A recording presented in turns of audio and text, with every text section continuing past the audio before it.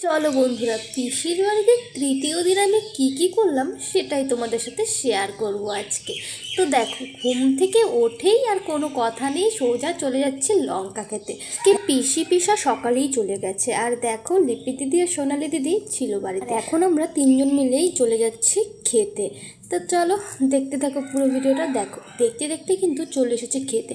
আর আজকে ক্ষেতের মধ্যে এত পরিমাণে জল হয়েছে কেন বলো তো? কালকে সারা দিন সারা রাত বৃষ্টি পড়েছে, কিছু বলার মতোই নেই, কি অবস্থা দেখো। আর এদিকে দেখো বাঁধাকপিগুলো নষ্ট হয়ে গেছে একদম, আর আলুর বস্তাগুলো তো দেখলেই কি অবস্থা।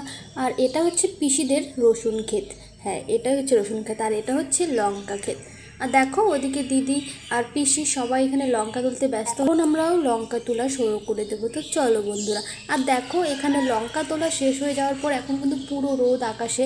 এই রোদ্রের বেলা এখন আমরা চলে যাচ্ছি বাড়িতে। আমি আর দিদি যাচ্ছি, আর কেউ যাবে না, ওরা থাকবেই, ওরা যাবে না, ওরা বিকেলবেলা যাবে বলছে। কিন্তু আমি আর দিদি তো একদমই রোদ্রে থাকতে পারছিলাম না, এত কষ্ট লাগছিল। তারপরে দুজন মিলে চলে যাচ্ছি বাড়িতে। আর বাড়িতে আসার পর করে একদম ফ্রেশ হয়ে গেছি। তারপর দিদি বললো কি আয় তোর মুখে একটু কালি দিয়ে দিই। আর দেখো আমিও বসে বললাম মুখে কালি দেওয়ার জন্য। তো দিদিকে বললাম পরে কিছু হবে না, তো বলে কি না না কিচ্ছু হবে না, দিয়ে দিয়ে আয়, তারপর তো দেখতেই পাচ্ছ বাকিটা।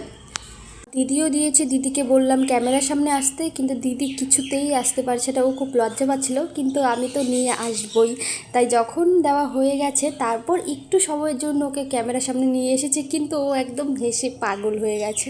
কি বলবো বলো তো? এটা মুখে দেওয়ার পর মুখ দিয়ে ভালো করে কথাও বলতে পারছিলাম না, এত টান টান লাগছিল, কিছু বলার মতো নেই। আর দেখো পুরোটা উঠিয়ে ফেলেছি, এইটুকু তো একদমই উঠতেই চাচ্ছে না।